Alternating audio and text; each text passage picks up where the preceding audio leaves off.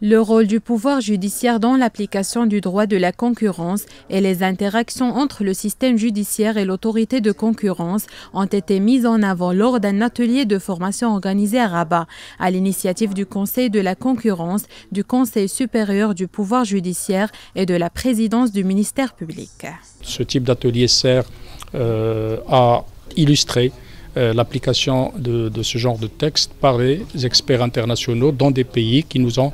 précédés dans l'exercice de ce type de loi. On sait que l'autorité de la concurrence, donc le Conseil de la concurrence, a pour mission d'appliquer les règles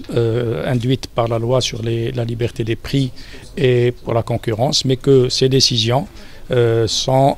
passibles de recours auprès des tribunaux. Cet atelier d'échange d'expériences organisé en collaboration avec la Banque mondiale et la Conférence des Nations unies sur le commerce et le développement constitue une opportunité de mettre en évidence le rôle du pouvoir judiciaire dans la protection des investissements et des marchés économiques d'une part, et d'autre part un espace pour sensibiliser les juges à l'importance de se familiariser avec les exigences de fond et de procédures encadrant les procédures judiciaires liées à l'application du droit de la concurrence.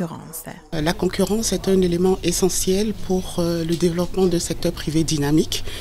Et le nouveau modèle de développement du Maroc aujourd'hui met en place des éléments importants pour,